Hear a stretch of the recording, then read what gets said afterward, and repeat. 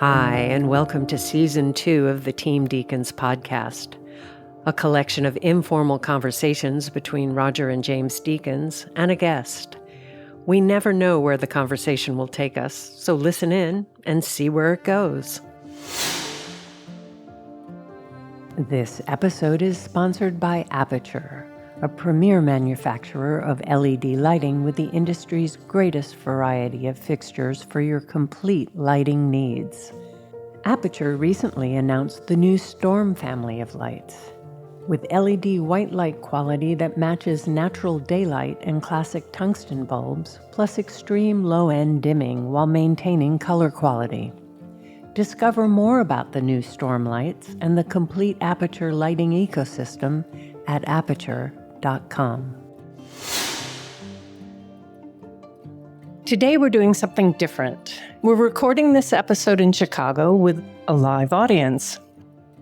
Our guest is a location manager from Chicago whose credits include Somebody Somewhere, Jupiter Ascending, Chicago Fire, and Transformer Age of Extinction. We're pleased to welcome Stefan Nikolov. Stefan, thank you for doing this. Thank you very much for having me. And as I said, it's a true honor to be a guest on your show. Now, we always start with the same question, which is basically, how did you get to where you are today? Where did you grow up? Were you always looking at buildings when you were a kid? So what's your story? How'd you get here? Well, my story is I'm originally from Bulgaria, and I spent the first 20 years of my life in Spanish-speaking countries because my parents are journalists, and they were back in the day. There was no internet, so the only way for people to get the news was to send somebody to a country and send the news from there. So my parents used to work for the Bulgarian news agency, and they were sent first to Cuba, then to Spain, then to Mexico, and they used to have this big bulky machine called a telex. Mm-hmm. It had like this tape that used to you would punch the holes on the tape. So I lived in all those countries with them. And then when I was in Mexico, when I was 22 years old, I said, well, what should I do? Should I just go back to Bulgaria, or maybe I should try something else? And through a friend of mine, I ended up here in Chicago. And my first job was I was a cab driver, and that's how I made it through the first few months here. And then at one point I said, well, maybe I should do something else now that I'm here. And I've always loved movies, and the movie that actually got me into the film business is Star Wars. I have to admit it. And you're not the only one. So many people have said that. And there was a book actually that I read in one night, and it's the story of how George Lucas made Star Wars. It's a book called Skywalk, and it's how he made Star Wars. So I read that book, and I didn't understand all of it because I didn't speak English very well back then. And the next morning I said, you know what, that's what I want to do, something related to movies. And I enrolled in the only film school that I could afford at the time, which is a local school here in Chicago called Columbia College. And I graduated 2 years later from there. There was a job posting saying that there was a place called the Career Office back then. I don't know if it still exists, but so they were looking for somebody for an intern on a big movie that was coming to Chicago called Mercury Rising, with an actor at the time, which was Bruce Willis. And they needed someone who spoke Spanish because they were going to film the movie mostly in a Spanish-speaking part of town, in Pilsen. So I applied, and I never thought that I would ever get the job. And next thing you know, I got the call, and I interviewed, and they hired me. And I was an intern in that movie. I was an intern in the locations department, which at that point I didn't even know had no idea what the locations department is or what the locations people do in the first place. And then little by little, after that movie, I just got a call on another movie, and 20-something, 5 years later, here I am, being a location manager. But what did you learn at the film school you went to? I mean, you didn't have location management in mind, did you? I mean, what were you studying? I was actually going for editing. I wanted to be an editor. But at that point, when you graduated from film school, you would be happy to just get on a film set in any capacity. You could not just pick what you wanted to do. It was like, okay, there is a job. you take whatever. If you can be a PA, you'll be a PA. If you can be an intern, you just took whatever you could. But was there a point where you went, oh, maybe I want to be a location manager as opposed to an editor? Or did you just fall into it? I think I just fell into it. I guess I'm somewhat good at it because they just kept hiring me in the locations department. So as I said, I was a scout for many years. Then I was a location assistant. Then I was a assistant location manager. And then I became a location manager about 10 years ago or so. So just the career progression that you go. Can you explain what those different positions are in the locations department? Sure. So the location scout, I think it's the most obvious one. That's when you just have to find the locations and you get the script and you talk to the production designer and to the director of photography as well. And you just have to find, okay, so you need a specific house or you need a pharmacy or you need a cemetery or an airport or whatever the location is. And you just approach those different places. You take pictures, you present them to the director and to the production designer. And what about the location manager? Are you presenting to him too or her? Yes. I mean, you report directly to the location manager. It's a creative process that involves everybody, but the location scout, I think it's an underrated job actually, because people don't realize how important it is actually, because you're the person that makes the first contact with the location. Mm-hmm. So that's the location scout. The location assistant actually it's a very what's the word, ungrateful position, because you're the one that has to be at 3 a.m. on the street, parking the trucks and putting the cones on the street and doing all the dirty things that no one actually appreciates you for doing, and you're getting paid very little money usually. Did you regret moving from scout to assistant location manager? Because scouting kind of is like, you just wander around looking for things. You've not really got that kind of pressure of where the bloody trucks are going, where the actor wants their truck, relative to everybody else's. The location scout is obviously the more glamorous position. I mean, actually a lot of people, they don't even know what the location manager is. They don't know what the position is. You hear location scout, and it just makes more sense in people's minds what a location scout is, opposed to, everything else. But yeah, sure. I mean, I would be a location scout any day before I have to, close the set and pick up the garbage after the crew and the bottles and the... But is the location manager, I'm trying to understand why everybody doesn't want to be a scout. I mean, does the location manager tell you, okay, look for this? Is he or she the conduit of the information that's coming to you?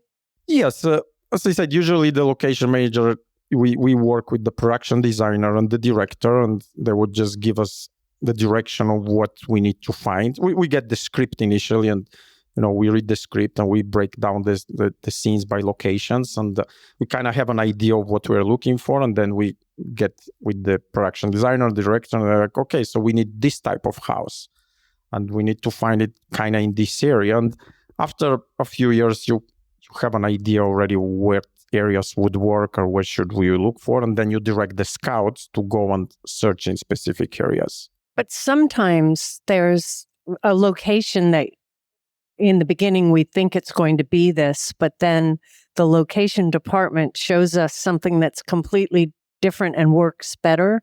So who does that? Who has the forethought to think, well, this isn't the blue house that they wanted, but this bar actually could be better? Well, it's the location manager. It also goes the other way around. Many times you have a director that he would say, okay, I'm looking for a blue house. And then you show him 10 different blue houses. And then he's like, I actually want a red house. And it has happened so many times. Sounds familiar, doesn't it? Yeah. Tomorrow. Exactly. And it has happened so many times that, well, not so many times, but it has happened quite a lot when we would start scouting for something. And then we would present the director 1 option, 2 options. We would scout for a week, 2 weeks, 3 weeks, and he wouldn't like anything. And then 2-3 months later, we would go back to the very first option that we found. Oh, yeah. I love that. Why didn't you show me this before? And it's the first thing that we showed him, So it happens. It's rather like when you do sort of 80 takes of a shot and then the playback person plays the director take one and director says, yeah, why haven't we got that? It's exactly the same as with the locations, yes. Memories. I want to ask, how much, when you're scouting, how much do you take into account the practicality of the location? Because, I mean, we've been on films. I've been talking about a location with a scout and a production designer, and they're not being right. And then the scout said, well, there is this one, but that it was hesitant to show us because it had practical problems. No, but there's also the other situation where they say this is the perfect location. Oh, yeah, it's just a narrow stairway up 8 flights of stairs, and you've got to bring the equipment all the way up. So James is thinking of a location we scouted in New York. It was on Park Avenue, I think it was. It was like the 11th floor in an apartment building. It was beautiful.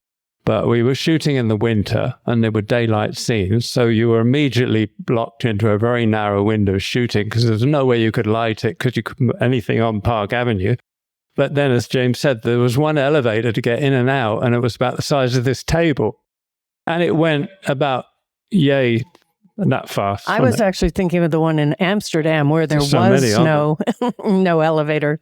But anyway, our question is, do you think about that, or do you just leave it up to us? You have to. And the reality is when you get a little smarter with experience, so you know where not to take the director and what areas not to scout, even though they might be perfect for the scenes.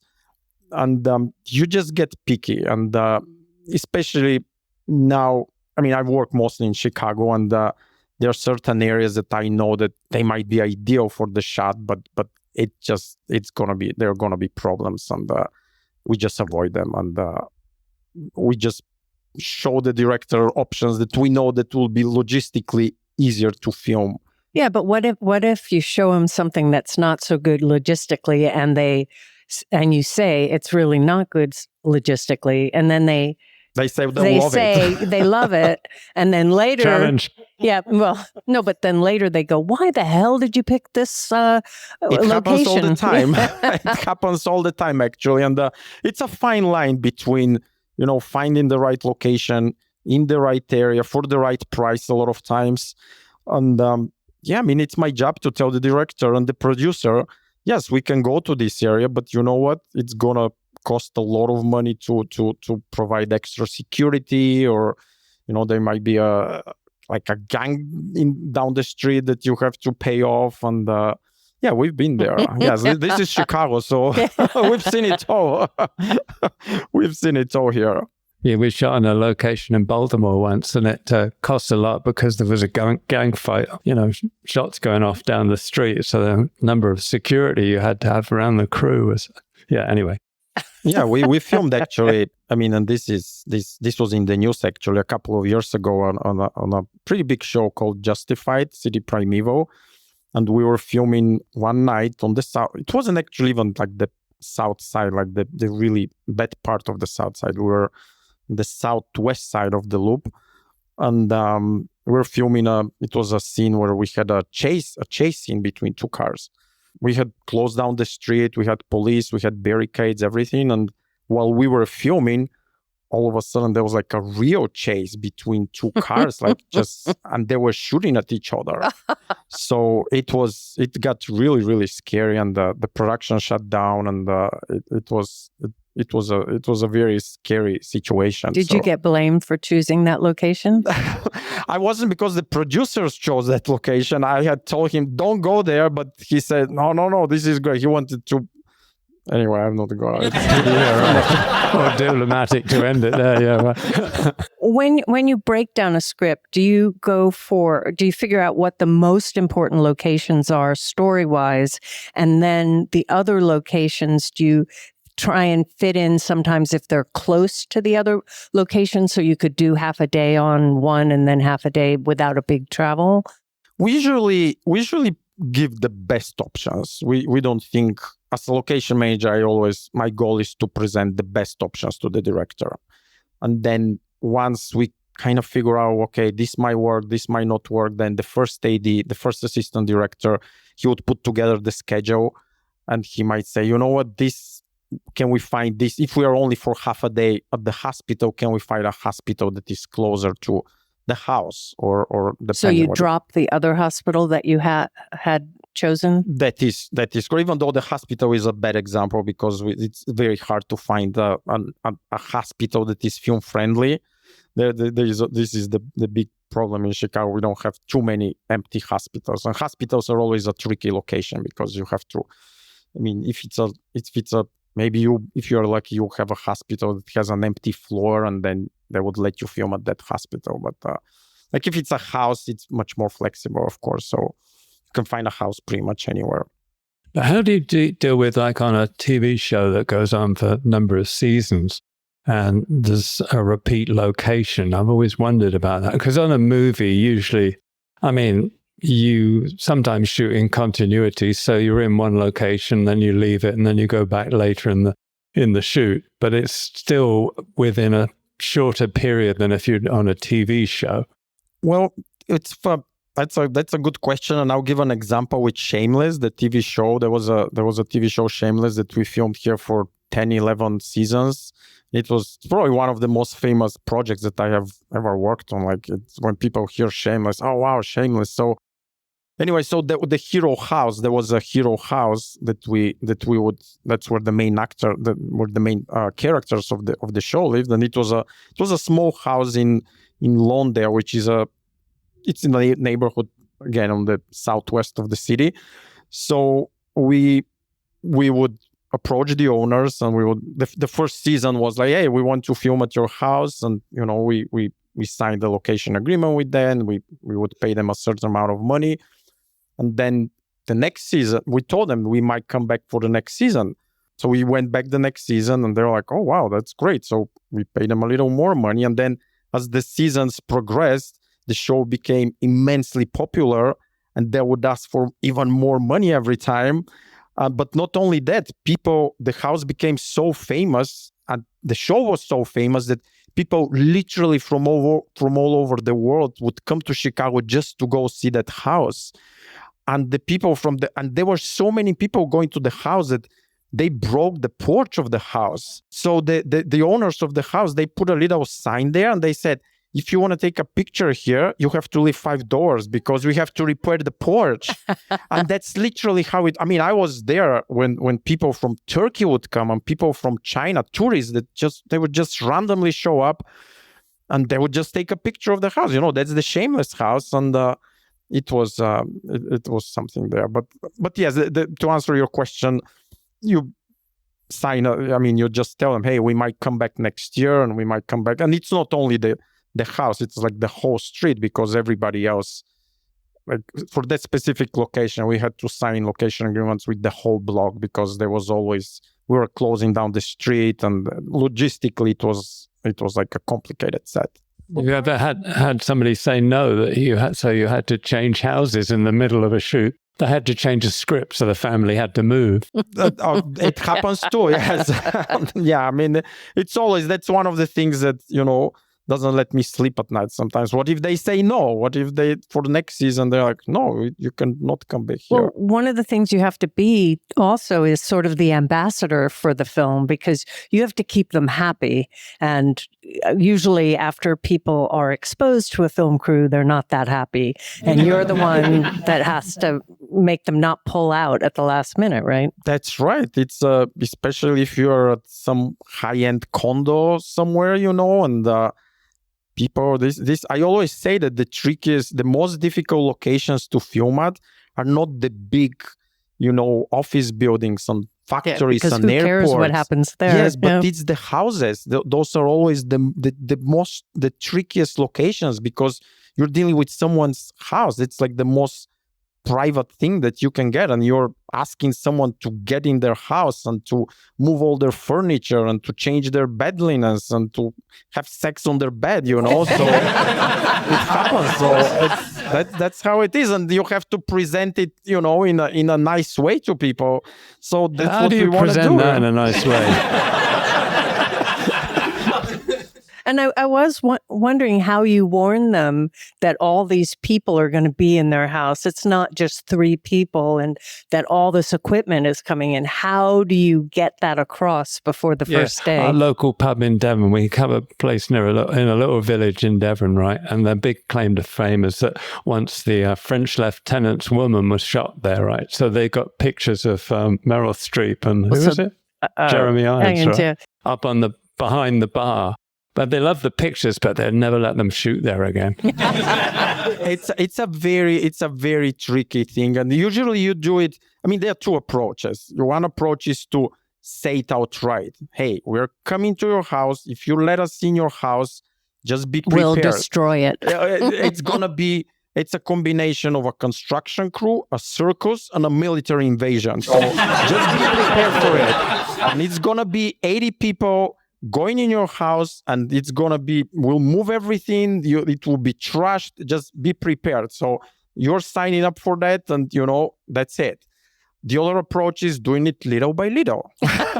Hey, so we need to come for a day here. We'll scout it first. Oh yeah, it looks great. And then the art department will come and we need to measure it, and then this and that. So it really depends on how. It's a tricky job to present it the right way. My approach is never lie to people. You have to be like, when they ask you questions, I never downplay it. I tell them outright, hey, this is gonna be big and this is what's gonna happen. So again, you have to make people comfortable.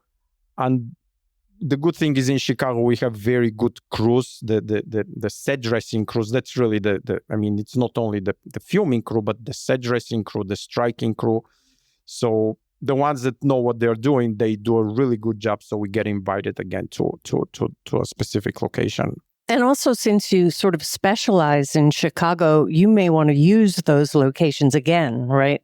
So if they had a bad experience the first time, the next film you're on, you're not going to be able to use that same thing. And I wouldn't feel good with myself. I think it's about like really your professional pride.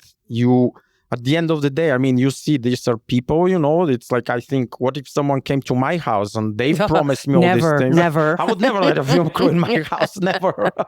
But no, I mean, it's my job to make it right. And of course, we sign a location. I mean, in the contract, it says that we have to leave the location in the same or a better condition that we find. If we break anything, we're responsible. There's like the whole insurance side of it. But beyond that, you just want people. You don't want to be the guy that, that guy Stefan, he was here. I will never let another film crew get in our house. So, have you ever had someone halfway through the shooting go, that's it, I don't want to see you guys ever again. Don't come back, even though you haven't done all the scenes yet? Fortunately, no. And I hope it never happens. I mean, you always have, if you're filming for more than 1 day, 2-3 days, on the second day, people would call me and they were, you know what, you broke that thing there, and that painting, you scratched the painting. You just say right out, that's okay, we'll fix it, don't worry about it. And you always have those signs, no coffee, no food, and I've never seen that followed ever. Exactly. But do you put, like, if you're shooting in a house, do you put a family up in a hotel somewhere or rent another house? But couldn't you make that far enough away that they can't visit every day? Well, again, it's tricky because you tell, I mean, people, it's people's house, so they have the right to come at any time. But at the same time, you don't want them there while you're filming or you're dressing their house, because they come and they're like, holy cow, what did you do to my house? And so you just, again, it's a maneuvering thing when you have to keep them happy and keep the crew happy, keep the director happy, the director of photography who wants to attach a light to the ceiling. So, Yes, I've been there screwing in pigeons in the ceiling so you can hang a light and stuff. Yeah, that's right. Yeah, and then the ceiling falls down. And then we have to repair it. Yeah. Call locations, they'll fix it. I wanted to ask you, because you did work on Chicago Fire, and they intersect so much, Chicago Fire, Chicago PD, and Chicago Med. So if there's a scene in the script in Chicago Fire that, let's say, they're on a location, but then Chicago PD's there too, and I mean, whose job is it when it intersects like that? Which show? Because you're not on all of the shows, right? It's just Fire. Right. I actually worked only on season 1 of Chicago. I worked on the pilot. I worked on the pilot of Chicago Fire when no one knew about Chicago Fire. It was season 1. And so it all started with Chicago Fire, I want to say 12 years ago, because it was right when my son was born. So yes, 12 years ago. At the very last episode of Chicago Fire, they said, oh, we're going to do another show called Chicago PD. And the way to connect the two shows was we were going to do a what is it called? A crossover episode, I think. Yes, a crossover. So they had this huge scene in downtown Chicago where we had to, it was like a train and a helicopter and like cars, and we had to close down 5 blocks of, it was a huge logistical scene, and it was just very complicated. But anyway, so that's how we did it. Like we did, that was the last episode of Chicago Fire and for the season, and then that was the first episode for Chicago PD. And then I think a couple of years after that, they came up with Chicago Med. And then I think there was at one point a show called Chicago Garbage or something like that. Like they were picking up the, I'm not sure, but there was one more. That sounds good. Somebody's going to get that idea. If there isn't one now, there will be. There you go. But are they separate crews? Yes, working on they're it? separate so crews. Separate location managers? Yes, they're separate location managers. They are usually 2 location managers for, I think there are actually, I think one of them is a colleague of mine that he worked on Chicago PD for many years. But yes, every show has 2 location managers, and they go, so one location manager would do the even episodes and the other one would do the odd episodes. So they just go, one and one on and one. One of the shows. But what if it intersects with one of the other shows? I mean, like they go to the hospital all the time in Chicago Fire, right? So who's responsible for the hospital set? I think the hospital set was it's a stage. Oh, it is a stage. Yeah, it's not a because when they have so many recurring sets and they know that they'll go back, it's a stage. It's like the same like with the police station, I think, and those that are makes just it easier. Yeah, those are on the stage. Yes, so those are our favorite days when they're like, okay, when you see on the call sheet stage there, great. That's it. We're Day not going off. on location. So tell us about the crews here. Do you know other location managers? How many people are there in the film industry in Chicago? And you are you a tight community? Do you swap stories about locations? Do you get information about certain places that work and don't work? House.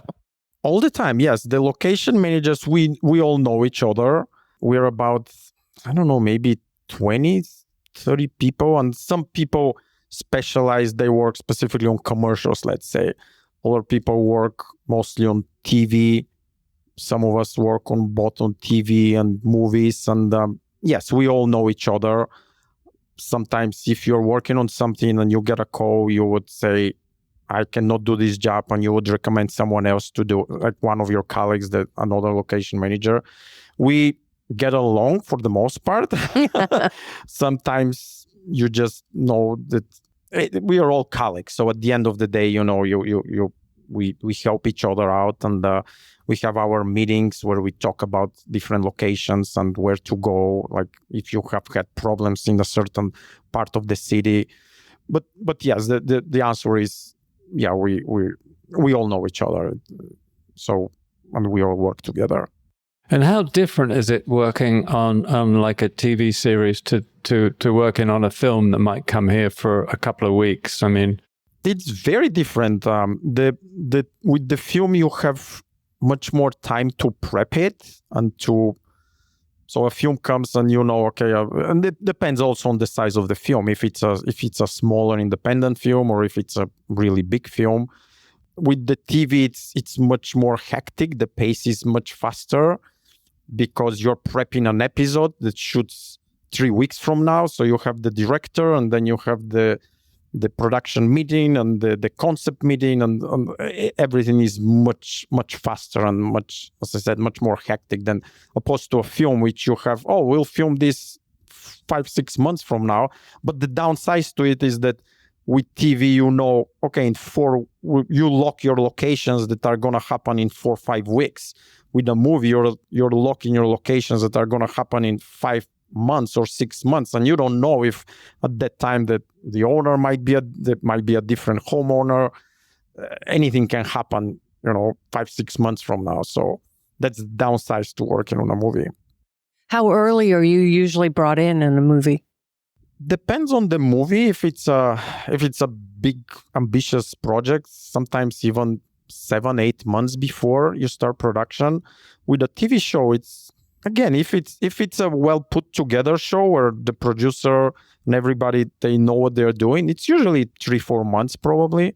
And sometimes if they're really running and they're coming in hot in town, they'll get the call, can you start on Monday? And we need to start scouting right away. And the script is not ready and this and that. So it's really different every time.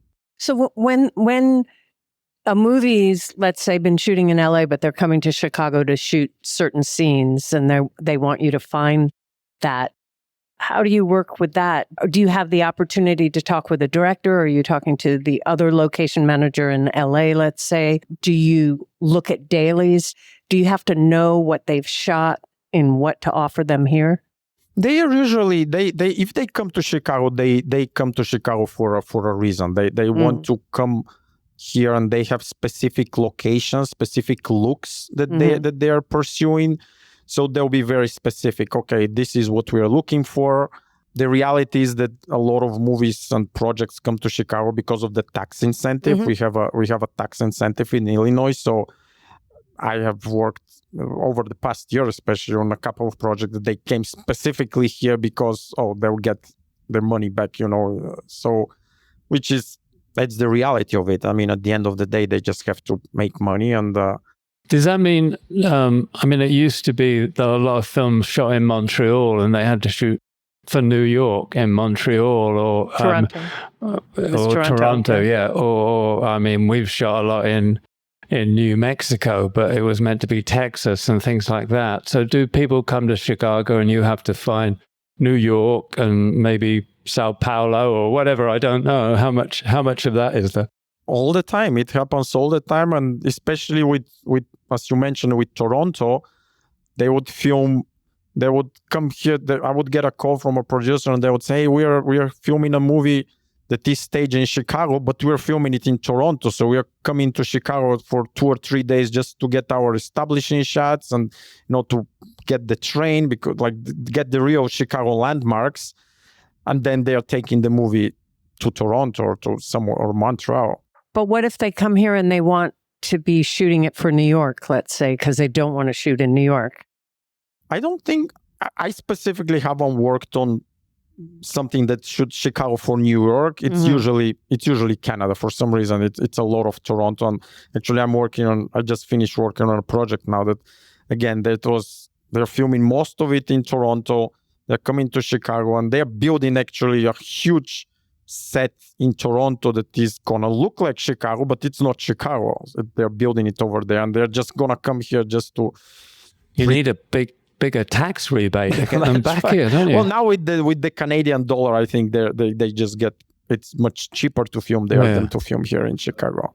Also, don't they come here to sort of shoot Middle America, like that TV show? I can never remember. Somebody somewhere. Yeah. That's so Middle America. It's great. It's amazing. But that was supposed to be Kansas, actually. Yes. Oh, really? And, we filmed.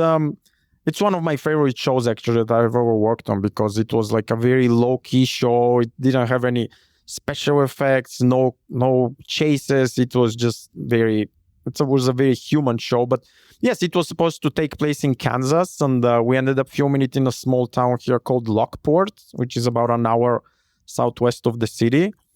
And everybody was great. Everybody was very excited. But yeah, it was, again, they got their money back with the tax incentive opposed to filming it in Kansas. And had Lockport ever had a movie shoot there before? They have. It's really? It's a very cute town. It has a very unique look to it that can be in Illinois, or it can be in Kansas, or it can be in anywhere in the Midwest. So there've been a lot of projects filming there lately.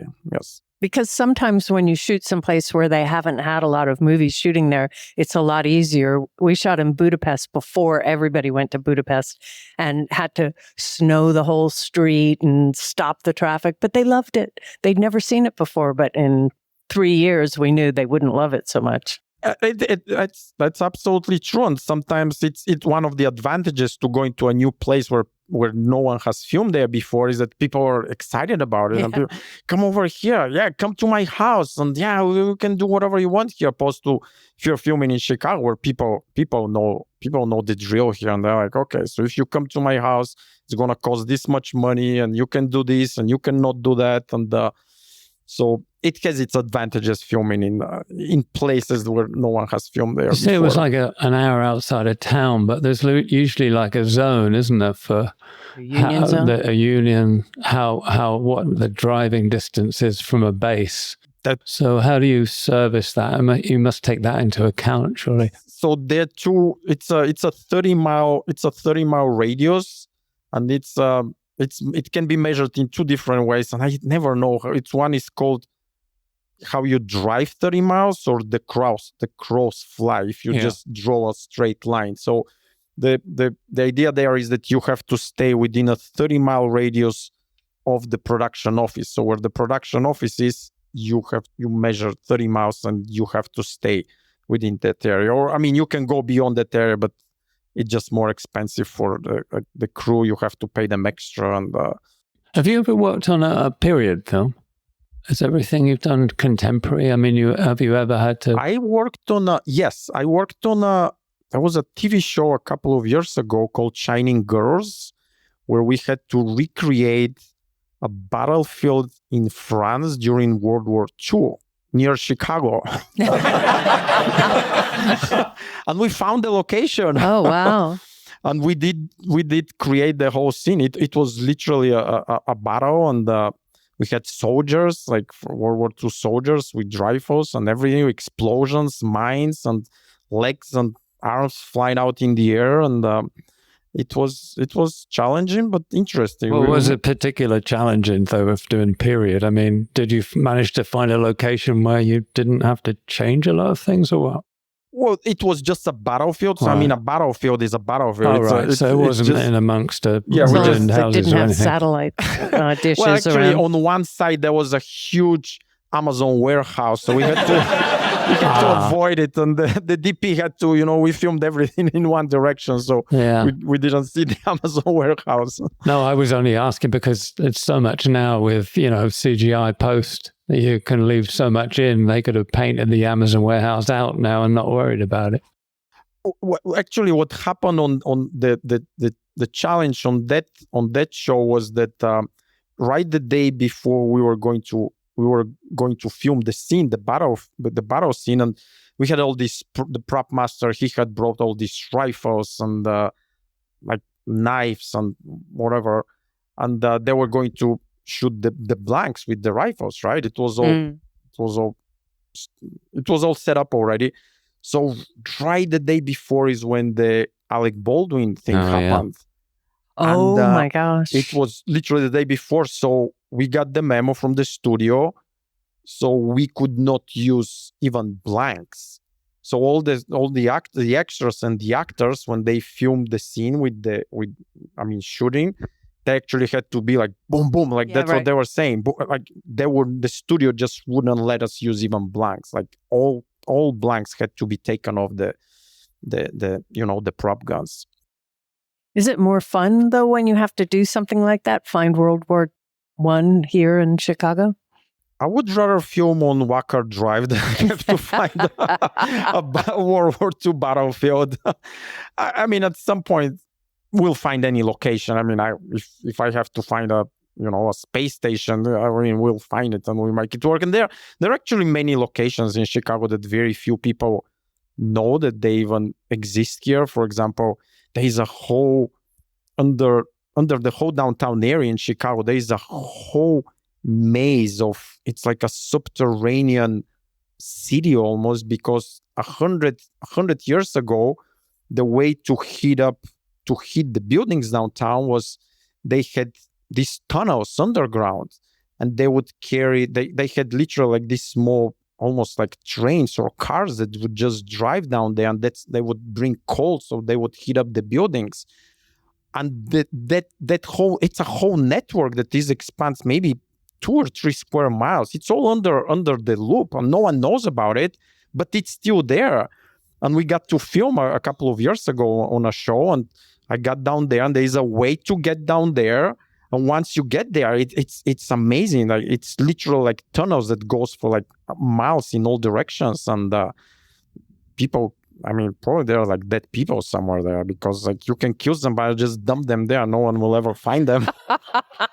But once you've used a location, I mean, with some directors, if they know that that location's been used by another director previously, they don't want to shoot there. They just want to shoot on something that's theirs first time. Do you come across that?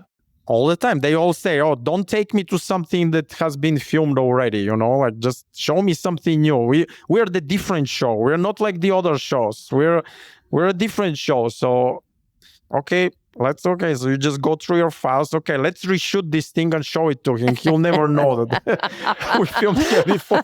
This house is super friendly, but don't call the owner. Hey, I'm going to bring this direct. Don't tell him we filmed the show here. It happens all the time. Sometimes directors aren't so good. They know what they want, but they're not so good at explaining it. They think they are, but they're not being very clear. So do you have any tricks to try and figure out what it is that they're trying to go for?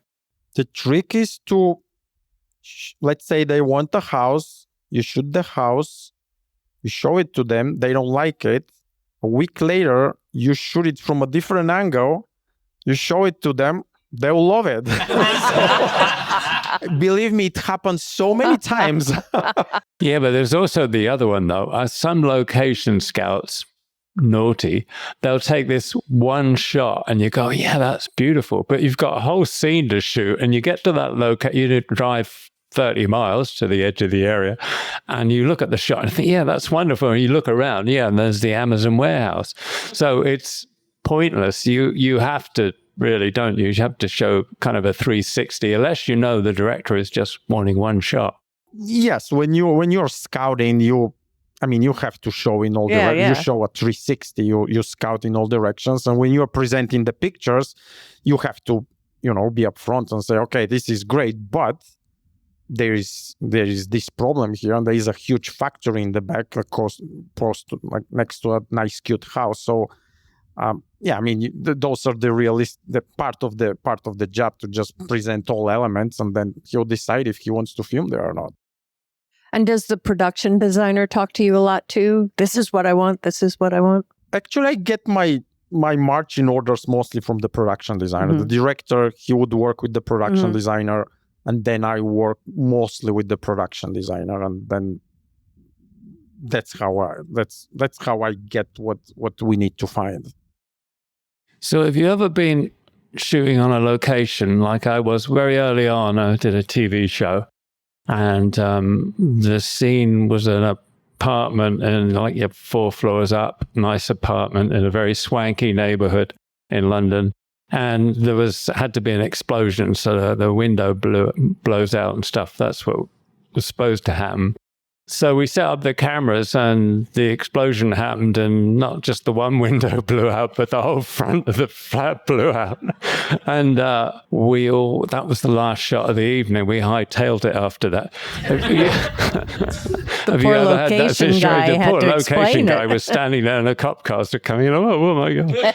That's right. We pick up the bill at the end of the day. Yeah, it's like, it's always locations. We are always the first people to be on set, the last people to leave, and everything that has to do with the location. It's always the crew, the production designer, the producer. They always at the end go back to us, and it's like, okay, locations, like we did this, like can we fix it? And we have to fix it. And so tell us, what would, just so if anybody was interested in getting into this line of work, tell us about your hours and the time you work, and how many people you're kind of controlling. I would say don't get into it.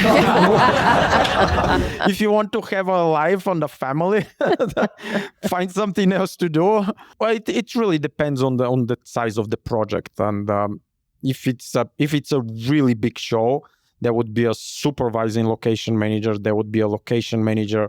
Then you would have several assistant location managers. Then you would have the location assistants, the set assistants, the location scouts, the locations PA. So it's really, I mean, if it's a big TV show or a big movie, sometimes I've had maybe 15 people under me, 15 assistants. And if they are very complicated days that are logistically complicated, I would bring in more people, what we call day players, to just help on the day. But on the filming day, the filming day starts at, I would have to be on set at like 4 a.m. sometimes, again, to make sure that all the trucks with the equipment, they have the streets are clear for them to park. So they come in, then let's say the crew arrives at 6 a.m., 7 a.m., and then you stay. If I'm the location manager, I don't stay. I mean, I would open what we call the open set, make sure everything is running smoothly, and then I would just go and take a nap, hopefully somewhere after that. But it's very long hours, and yes, if you want to have a normal life, maybe you should do something else. Presumably, when you set up the shoot crew, though, then you're off to prep what's happening the next day or the next week. That's exactly right. Usually, I mean, that's the most common thing is like I would open set and there would be like a production meeting maybe at 9 a.m. that I have to start talking about the next day or the next episode.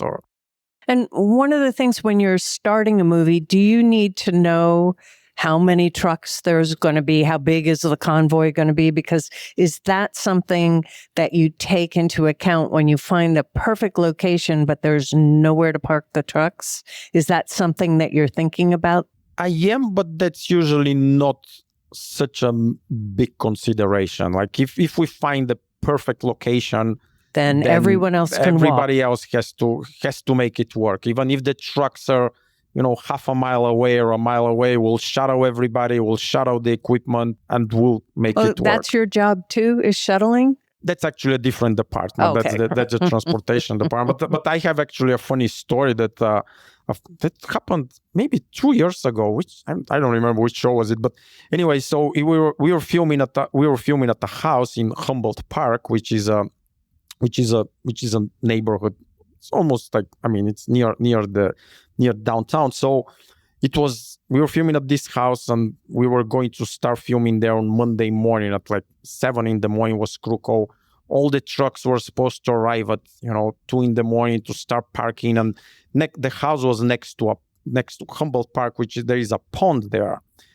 So it was like a very busy morning, and I wasn't even driving to set yet. But anyway, I get a call at 3 a.m. and I was still sleeping. And that's the worst thing. Like that's the worst thing that can happen is you get the call at 3 a.m. Stefan.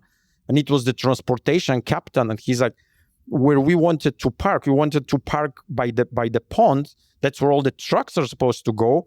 The park is closed and they're not letting us in, park there. And I was like, what are you talking about? We have the permit. I have the permit. Everything is set up. Well, the police has closed the park and they're not letting anybody in. And I was like, why? What's happening? We have, well, it's because of the crocodile. And I was like, what? Gotta love the film business. So what happened was that, and people from Chicago probably remember that story, but a couple of years ago, some guy, it was in the middle of the summer, he had a crocodile pet, and he got the crocodile, I guess, grew too big, and he decided to release it somewhere, and he decided to release it in the pond in Humboldt Park. So he released it there, and every now and then the crocodile would just go up, and he would just look around, and he would go on the shore, and then he would go back in the water. And the city said, well, this cannot keep happening. We have to catch the crocodile. So they decided to catch the crocodile the day when we were going to be filming there. So they closed that whole area. And there we are trying to come in with the trucks and park there. But the police said, no, you cannot park because we have to catch that day the crocodile. So what did you do? I had to call my contact at the film office at 3 a.m. and, hey guys, need to park the trucks there. I mean, the crocodile is there. I know, but fortunately it worked out. They made the call and they called the police, and the police, okay, you can park the trucks here. And stay in the truck. And stay, exactly. You never know what would happen with the crocodile. Yes, but so this is the kind of stuff that we have to deal sometimes at, 3 a.m, the crocodile. It must be also, it's Chicago being Chicago, you must also have kind of problems with the weather. I mean, I find one of the most frustrating things one of the things that are most complicated to kind of work out is to have weather cover for a shot, for an exterior scene that you want in a certain light. And if you've not got it, then you need to have another day you can go to. Do you work like that? Is that a problem? It's absolutely, yes. It's a problem because it's very unexpected. The weather is very, very unexpected in Chicago, especially in the last few years when this climate change has switched the seasons, and you just never know what's gonna be. You expect snow, and like there is nothing like snow, or vice versa. So I always tell the producers when we are planning something that is going to happen 2-3 months from now, hey, just don't rely on snow or not snow, because you just never know what the weather is going to be like. So what do you do? What do you do in terms of cover? Is it usually a set somewhere? Is usually a film got a set? I mean, it used to be the running gag that we would always carry a phone booth in the UK. So there will always be a scene in the phone box. So we'd carry a phone box on the prop trailer. So we could, nothing else we could shoot. We could do the scene in the phone box.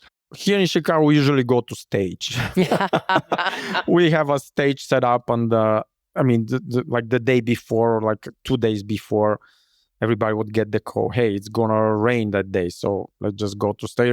Or maybe you switch locations at the last minute, and that's my worst nightmare game, because you're like setting up for, you have to be prepared to go to 2 or 3 different locations. You need to run the permits for 2-3 different locations. You have to prepare the location.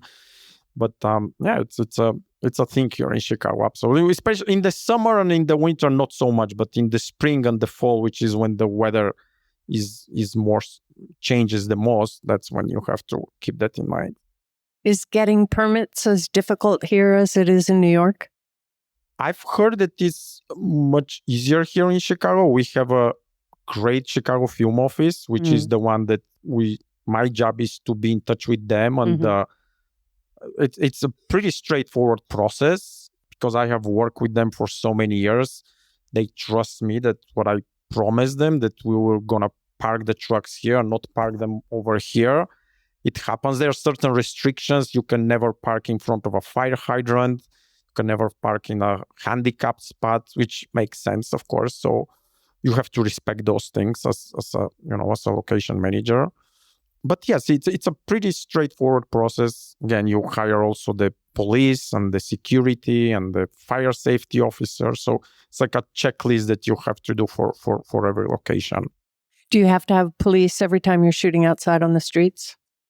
Yes, when you're filming on the street, yes. Especially, obviously, if you're closing a street, then you need police officers at each end of the street. Sometimes if you're doing a really big lockup, you need more than 2 officers. Sometimes if you're filming on the Chicago River, then you need the Chicago Police Marine Unit, which they come with their own boat, and it's a thing.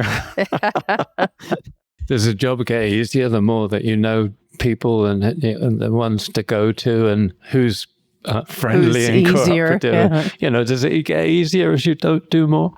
Absolutely. I mean, when once you get to know all the people, and for example, if you want to film on a train, like a lot of productions come here to Chicago because of the L train, and we have our contact at the Chicago Transit Authority. So you just pick up the phone and just say, "Hey, Bill, we want to film on a train here." And he's like, "Okay, Stefan, don't worry about it. We got it." And he talks to the CTA, and he definitely makes our life easier, because he's our liaison there. When you go to someplace, do you think of it as a location? Like if you go to a restaurant, do you start looking around and go, the camera could go over there, and then there's this over here. Do you see places like that? I actually go when I go to restaurants sometimes with my wife, which is not very often because you're working. You always think, oh, well, we filmed at this restaurant and we filmed at that table over there, and I don't have a good memory from here. So you get jaded in that way, yes. No. Or I mean, it's actually very common. And or a street corner, this street corner here, like the AD yelled at me because we couldn't get the shot here, so I don't have a good memory from this. But it's what is it? PTSD, right? Right. But that happens sometimes too when they swear to you that they're going to be shooting this way on the street, and then they want to go to the next street that you don't have the permit for, right? It happens, and then you have to stand up your ground and say, you know what, we don't have a permit to go there, and oh yes, but the shot would look great if we go here. Yeah, I'm sorry, but we cannot do that. And or I asked you at the time. I don't remember when you asked me that. I don't have it in my notes. Does anybody shoot just on the street with a couple of people and actors messing in with the general population? I mean, that's what how they used to shoot. What decade are you in? Well, I'm a bit old-fashioned, I must say, but that's what they used to do, especially in France. Just use the public and shoot surreptitiously. The right way to do it is the permit. I mean, if it's a small independent movie, maybe, but I always follow the rules. I would prefer. You don't want to get the call from some neighbor will call the city. The city will contact the film office, and the film office will call me. Hey, Stefan, are you really there? You don't what are you doing there? Did you park a car where you're not supposed to park a car? So I would prefer to play by the rules and just get all my permits in place. But you wouldn't recommend your job to anybody. It's a very interesting job. I've seen places, I've gone to places that no other job would have let me do it. Like every day in my job is different. I am never at the same place twice. Yeah, that's what's wonderful about the film industry, isn't it? About the experience of it. Yeah. It's truly remarkable. I mean, it has its pros and cons as any other job. And the grass is always greener on the other side. When you were on set at 4 a.m, you wish you had a more normal job when you would wake up at 8 and it would be more structured, But at the same time, I wouldn't go to the city under the loop that is all the tunnels there, The sewers. So, you like the sewers. Exactly, I'd be worried they're full of alligators. Yeah, well, exactly. We're going to be dealing with the alligators. Yeah, so it has its...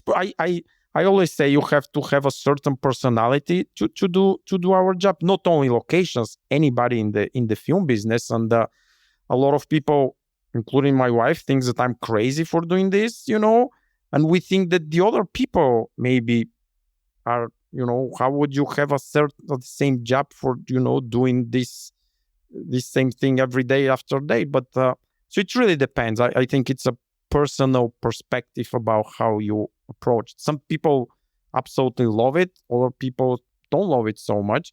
I'm kind of in the middle somewhere. It is love-hate, isn't it? I remember that we were shooting in South Dakota, and before we started shooting, the production wanted to have a party with the town and told all the crew people, you have to go, you have to be charming, we've got to work in this town, so be nice. So we went, and I was talking to a lot of people, and they were asking me about the life in film and doing things. And I realized they felt really sorry for me. It never occurred to me that someone would feel that way. The thing I remember about South Dakota most, actually, is we scouted in late winter. And we didn't go back until we went, a few weeks before shooting. And the whole landscape had gone from this wonderful brown emptiness. So there was all these sunflowers. It had been its most wet, wonderfully warm spring. And everywhere you went, there was these wonderful yellow sunflowers, huge things all over our locations. It's in the film. I mean, it looks nice, but nothing like we imagined it. Unexpected, yeah. Actually, the reaction that I think the most common reaction of from people that I get when, let's say, we're filming in someone's house and people see what actually happens and how much time it takes to set up the shot and and then just dress it and then we film for the take is like a minute or 2 minutes and then reset and do the whole thing again, and people are like, that's it, like you did all of this for like 2 or 3 minutes at the end. And I'm like, yeah, it might not even make it to the final cut, or even the movie might not even make. I mean, I've worked on many pilots that never saw the light of the day, so that's how it is. That's really how it is. Yeah, it's all coming back. No, I mean, it is like that though. It's a really boring industry. You spend 90% of the day waiting. That's exactly what it is. That's how it is. Yes, and as I said, you never know, and then you put all this effort into it, and like the sleepless nights, and like the fights with my wife because I wasn't home at that, and this and that, and then the movie turns out to be bad. Like, okay, well, and you can never tell when it's shooting, because sometimes I think the ones that feel the worst when you're shooting it turn out the best, and the ones you think are going to go really well don't turn out that well. Absolutely, yeah. I mean, that's how it is. Yes, yeah, that's how it is. No, it's fun, really. Right.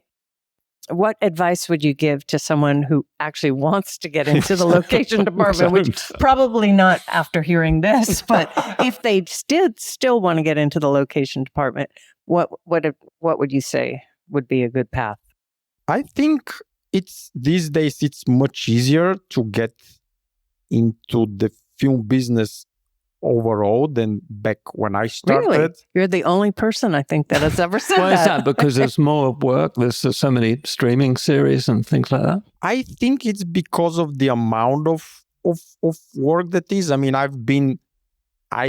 for the past 2 or 3, maybe 4 or 5 years, I've hired people in my department as an assistant, literally with 0 experience. It's almost off the street because I need people, and then I need somebody, and I just got a call from somebody who has worked with this kid and he really wants to do it, and I would just hire him because I need somebody.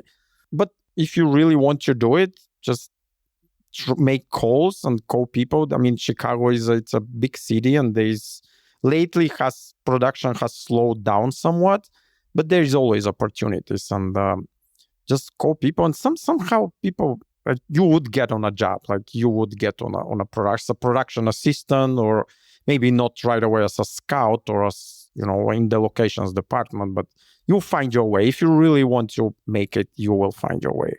So it's not really necessary to go to LA or New York. You could be here, obviously, and create your own career, right? Oh, absolutely. I think Chicago has been good to me and to a lot of, we have a thriving film community here.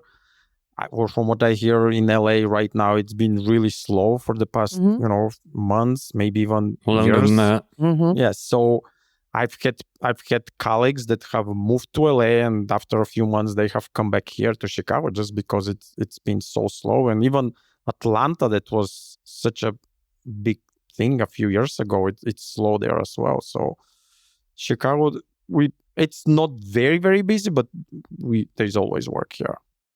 And is it getting busier, do you think? Do you think more is coming in, or is it just sort of the same? Kind of this. Maybe it has slowed down, but again, it's such a cyclic business. Mm-hmm. Like we go through periods. Like a few years ago, right before COVID, even during COVID, we were very, very busy, mostly with TV, with TV projects. Now it's getting a little slower, but again, you never know. It's next year might be very, very busy. So there is always something happening here. Well, great. Thank you for giving us all this information. This is great. Thank you so much. It's been an honor to be your guest. It's been our pleasure. Thank you. Yeah, thanks. Thank you.